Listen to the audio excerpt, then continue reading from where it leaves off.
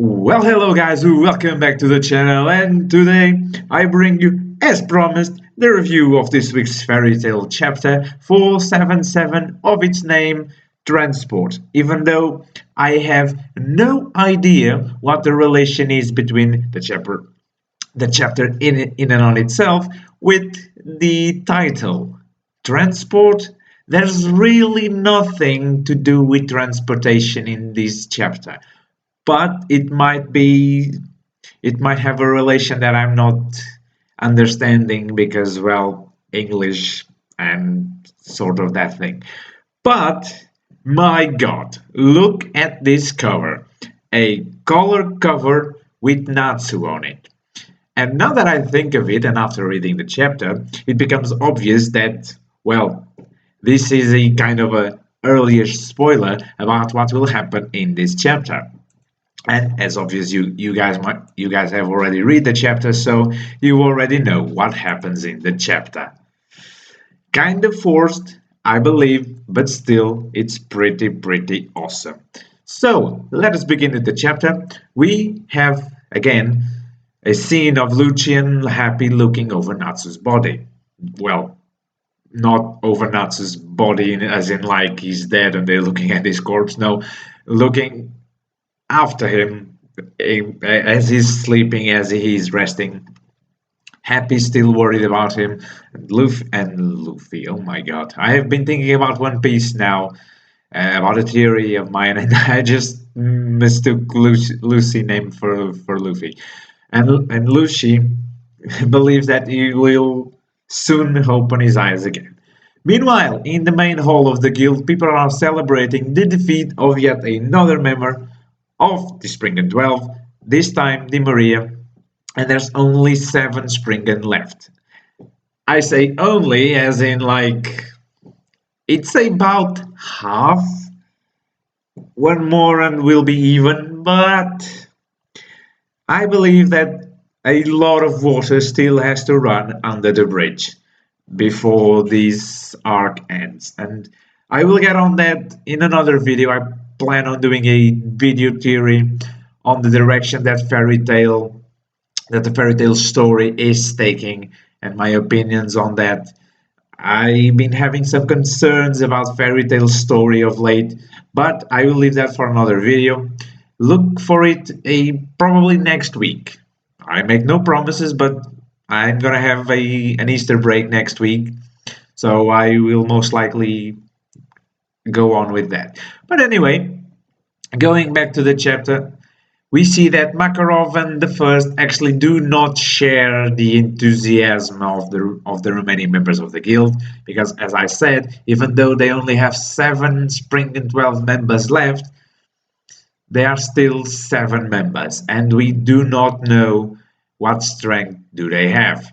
And some of those that are left are pretty much very powerful, as we see at the end of this chapter.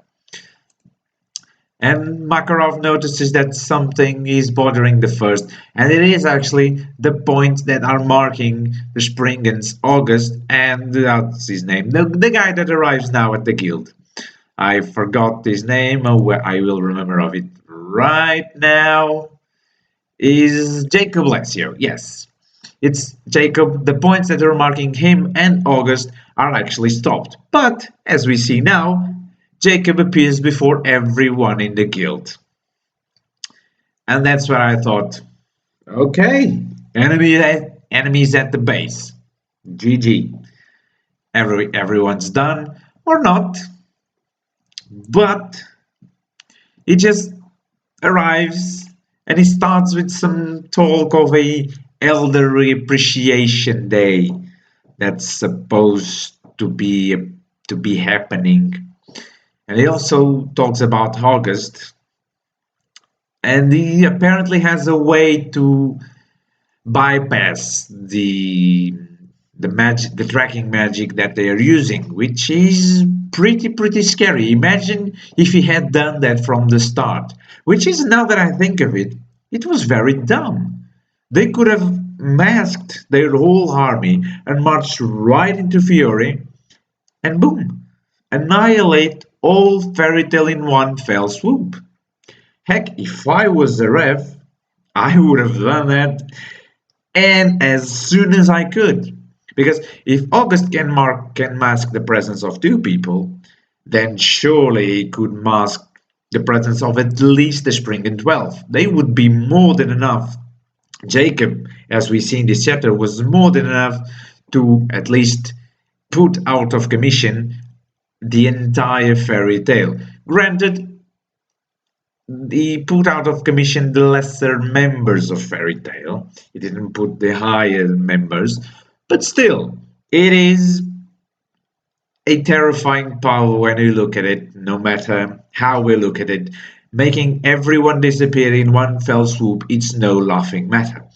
But still, he goes on talking about this Elder Appreciation Day, and he just sits down and go on, pour me a drink. And I was like, seriously? You barge into a guild and you ask for a drink. And that was before I had any knowledge of his powers. And I was like, well, Makarov could just smack you up with his giant hands. So, yeah, sure, sit down and ask for a drink. You'll get a fist on your face. That's more like it. And when I saw Makarov with this face saying that they don't have anything to serve to the likes of him, I was like, well, you got yourself into a heap of a trouble, Jacob, my boy. But actually, no. Apparently, Mr. Lessio here is an assassin, which actually makes sense because he has all that fancy way of dressing. But an assassin in a mage's world? What can his magic be? Like this, a sort of disguising magic? We already have time-stopping magic in the Spriggan, so yeah, maybe a way to mask himself, because that's the way of an assassin. Be stealthy, be one with the crowd, and all of that.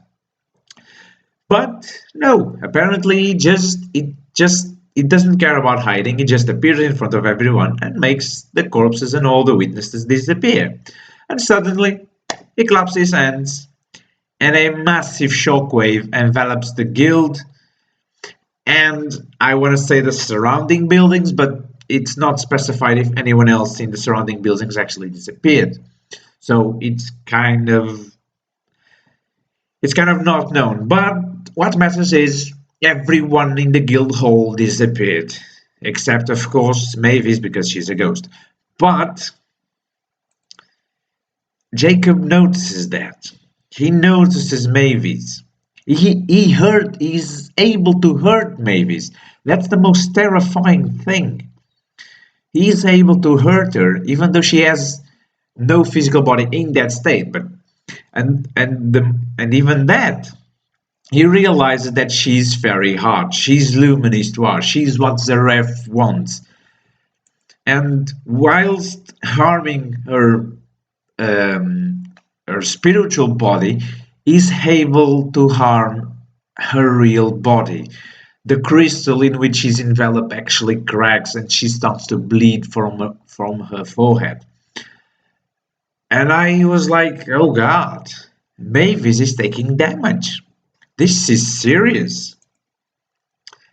And now it's the thing, she can save her friends if she just, I guess, tells everything to him and reveals herself to him.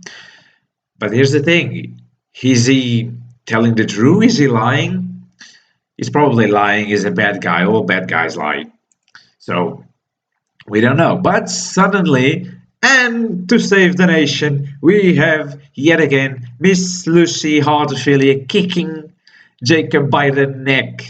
And my god, it's the most useful thing Lucy did in quite a while.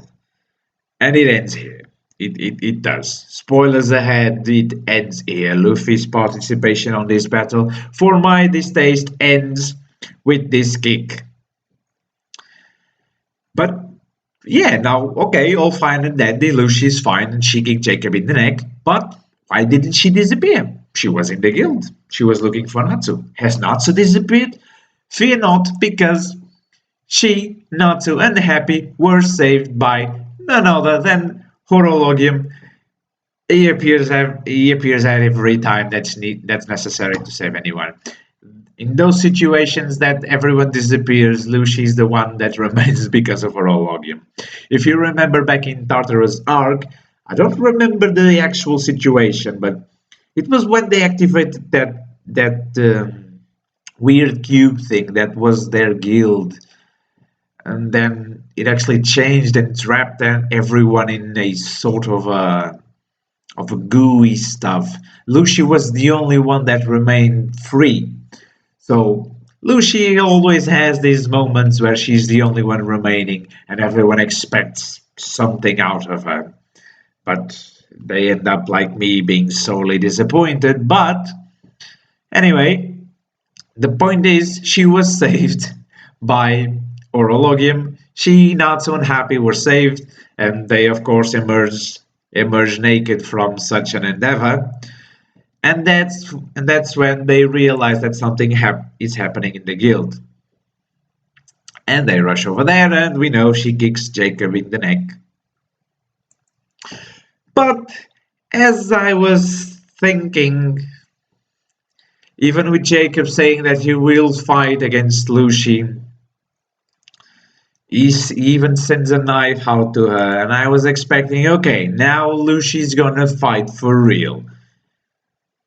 No, no, just I gotta stop having faith on Lucy. I'm sorry to all of you Lucy hardcore fans. I like her. I do, but I just can't keep having hope that she will have a fair battle. Ever since they returned from the time skip, she hasn't done much.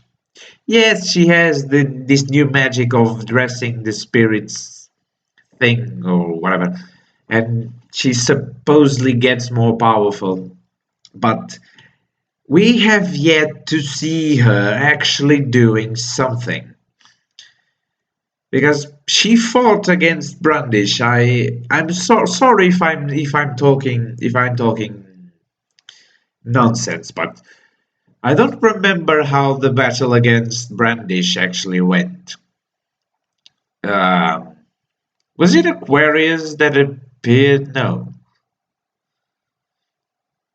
I don't actually remember, but Lucy, it's one of those characters that suffers from the everlasting problem of the damsel in distress kind of situation.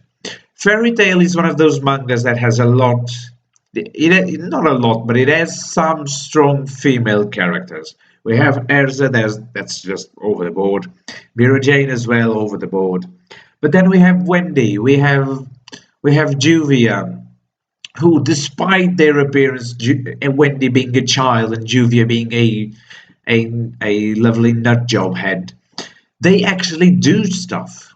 They actually fight. They actually risk their lives. Heck, Wendy put her life on the line more times than Lucy. When Phase was about to be activated, she managed to destroy one of Tartarus members and destroy one of the faces. And Lucy, it's always like Lucy has a lot of luck. That's what I'm saying. Luffy survives based on luck. But anyway, enough of talking bad about Lucy. You guys are gonna get mad at me if I keep going. The point is, Natsu woke up and he protected Lucy yet again. He stops the knife with his arm and he prepares to fight against. He actually melts the knife. That's not. He didn't. The knife didn't cut him or anything. He melted the knife with his arm. That's pretty overpowered. And the knife, and we see the knife melting, the iron melting from his arm. And here we go. The Dragon Slayer, the Fire Dragon Slayer, has awoken. Well, it's it's not that I'm not happy to see him awake. Of course I am. I was getting worried to see him asleep for so long. But he could have waited a little longer. He could have stayed asleep and let Lucy do something for once in a while. But I'm not the one who writes the story, not this story at least. So I'm not gonna barge in or anything. I'm not gonna be mad. Just let's see what this goes, because as I said in the beginning of the video, I have a theory, or I have some ideas on the current saga that I'm not very sure of it. I'm not very happy with it. I'm not sure of its course, and I will be sure to share everything with you guys. And now that I realize this chapter was a long one, 27 pages. God, I wish all chapters had this number of pages from all mangas. Jeez. But yes, the Fire Dragon Slayer awakes and he prepares to fight against Jacob. And the chapter ends now. Next chapter 478 Stealth. It's the name of it. So I guess we will learn more about Jacob's power and to see how Natsu deals with it. So there might be a chance for Lucy to actually do something. Here's me hoping. So yes, that's it for Fairy Tale today. As I said, I will be doing a sort of a mano a mano video. I'll just sit down here and talk about things. I will collect my ideas on this saga. I will maybe reread it again from the beginning and see if my ideas are actually plausible, so that I don't talk nonsense here. I don't want to fill you guys with nonsense. But anyway, that's it for Fairy Tale this week. Coming right up, or coming tomorrow, I have yet to decide. We will have the video of the 7 Deadly Sins, which I'm gonna record right away. It was also an awesome chapter this week, and I hope you guys have enjoyed it. As always, comment on the comment section down below. What's your opinion on the chapter? Your opinion on my performance and the video quality in general? As always, as I said, the comment section below is yours to use and abuse, and I'll see you guys next time.